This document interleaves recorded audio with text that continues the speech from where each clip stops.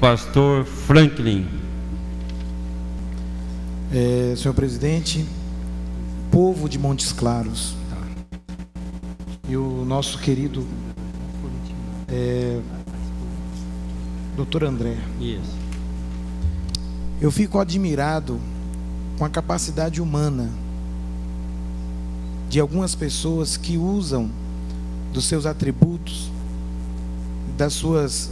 dos seus estudos, ensinos, a possibilidade que tiveram de estudar, de aprender em um país que nós sabemos a dificuldade que se tem para se formar, e as pessoas fazem isso e usam as suas atribuições para atos malditos, atos que na minha concepção são atos de nazismo, porque você entender que uma pessoa chega a ponto da morte e um médico se aproveitar daquela situação da pessoa e olhar para a cara da pessoa e ali ele estudar quanto vai cobrar, porque eu observei que as investigações mostravam que era feito estilo um leilão. Uns pagavam 3 mil, outros pagavam 10 mil, outros pagavam 40 mil, mas todos tinham que pagar. E pagavam sem sequer saber se iriam ou não ter o benefício daquilo que estavam pagando. Na verdade, imaginavam que iam ter o benefício, e hoje se nota que não havia isso. Então, são atitudes de crime hediondo, crime nojento, de pessoas que aproveitam da sensibilidade das pessoas. E isso eu fico muito triste, porque nós aqui de Minas Gerais sabemos, a deputada Raquel, que tem aqui o nosso prefeito Rui Muniz, nós sabemos que a região mais sofredora, vamos dizer assim, mais carente de Minas Gerais é a região norte de Minas, e eles se aproveitam de uma situação mais carente para extorquir e para colocar a sua quadrilha em ação. Então eu quero parabenizar o senhor pelo ato de investigação, e quero deixar uma pergunta aqui para o senhor. Nessa investigação que o senhor fez acerca das empresas, porque o senhor explanou muito bem, as empresas são mentores desse crime hediondo que tem acontecido contra a população do Brasil. As empresas, e o senhor investigou também os médicos, o senhor investigou as instituições de medicina, os hospitais, obviamente. Mas eu queria saber do senhor se o senhor fez algum levantamento de óbitos, pelo menos de 3 anos para cá, de óbitos de pessoas que fizeram a cirurgia e vieram a morrer. Como tem um relato de uma paciente aqui, deixa eu ver se eu peguei, anotei o nome aqui, mas deixa eu ver se eu grifei. Está aqui, ó. Só da Célia Guedes, que ela fez, que houve a cirurgia da irmã dela, e logo após a irmã veio morrer, e ela ficou, depois que ela soube das notícias, ela ficou desesperada, querendo saber se pelo menos a irmã dela recebeu. Tempo esgotado, deputado. Só mais um tempo, só para concluir. Para concluir. Só para concluir. Se recebeu aquela prótese. Então, eu gostaria de saber do senhor se houve esse levantamento, porque através disso nós vamos saber o tamanho do crime. O crime já é gigantesco, mas o tamanho das pessoas que realmente morreram e são vítimas desse crime. E também ver uma coisa: aqueles que passaram por esse médico para ter uma nova avaliação, para ver se realmente elas receberam aquilo que elas pagaram para ter. Muito obrigado, senhor presidente. Muito obrigado a todos. Obrigado, deputado Pastor Franklin. E eu devolvo agora a palavra ao doutor André Vasconcelos Dias. Eu solicito que Vossa Excelência, devido ao adiantado da hora, a Vossa Excelência seja bem breve para responder todos os 7 questionamentos feitos pelos senhores deputados na ordem da inscrição de que falaram. Vossa Excelência tem 5 minutos. Obrigado. Sobre o deputado Pastor Franklin levantou a questão do número de óbitos. De fato, não fizemos esse levantamento, não temos esse dado. Se eventualmente em alguns casos como esse que o senhor colocou, houver dúvida concreta, é possível exumação de cadáveres e uma investigação mais a fundo. Mas não há dúvida que esses procedimentos desnecessários, inexistentes, eles de fato afetam a saúde a ponto de gerar óbitos. Isso não temos nenhuma dúvida. Isso o senhor tem toda a razão. Deputado Pastor Franklin, 2 minutos. Doutor Marcelo, parabéns pelo trabalho que está sendo feito aí. E eu queria logo me dirigir às perguntas. Eu tenho algumas perguntas para o senhor aqui, eu queria que o senhor observasse.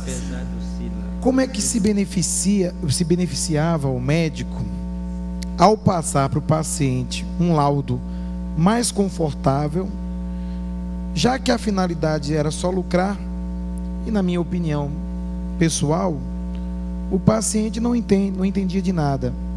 E aí o senhor citou que para o paciente ele passava um laudo mais simplificado e para o SUS ele passava um laudo mais agressivo. E eu queria entender o porquê, qual o benefício que o médico tinha com isso. E falar para o senhor que, conforme o nosso querido relator, o deputado Fufuca, afirmou, nós vamos fazer de tudo, vamos nos empenhar em trabalhar no controle pelo número de série, tá? Não mais pelo lote, como o senhor falou. Vamos fazer de tudo para que isso aconteça, se já não está tramitando na Câmara isso.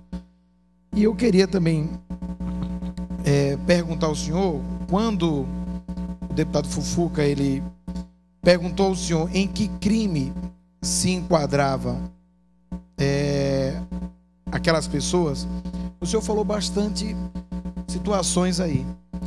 E eu queria saber do senhor se não é possível também enquadrar essas pessoas no crime qualificado, já que o crime qualificado, ele fala no artigo 121 do parágrafo 2º, fala claramente que é um crime de indecência moral e de fragilidade, ou seja, de atender, de ver uma pessoa com a fragilidade e aproveitar daquele momento. Eu acredito que pelas atitudes que esses médicos vêm tomando, se enquadra muito bem no homicídio qualificado.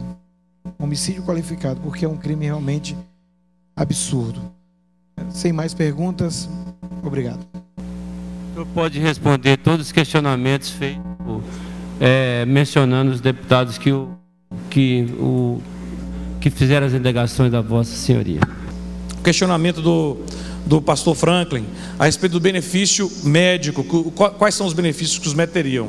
É simples, ao simular esses laudos que eram encaminhados ao Sistema Único de Saúde, os médicos geravam a possibilidade de um faturamento e consequente pagamento pelo Sistema Único de Saúde por stents não efetivamente utilizados nos pacientes.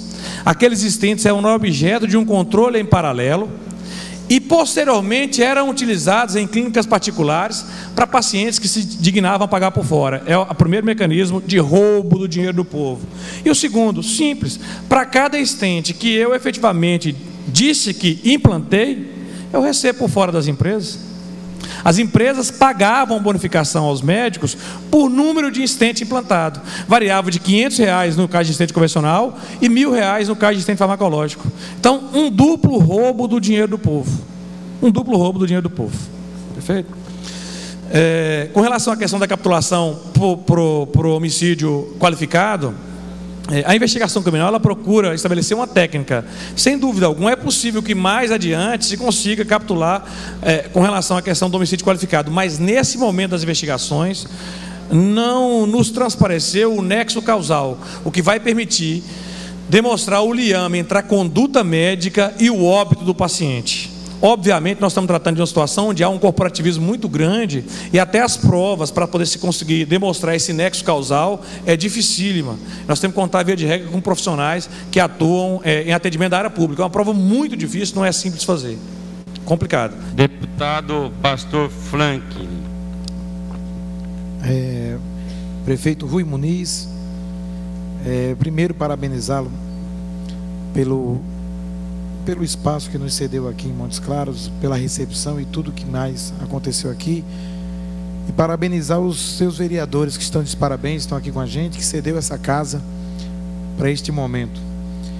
E também parabenizá-lo pelo seu discurso transparente que foi. Eu não concordo que o André Vasconcelos e o Marcelo Eduardo, o delegado Marcelo Eduardo, eles estejam trazendo proteção total aos médicos. Eu discordo. Eu acho assim, talvez, na minha opinião, eles não estão sendo mais rígidos, estão sendo cautelosos.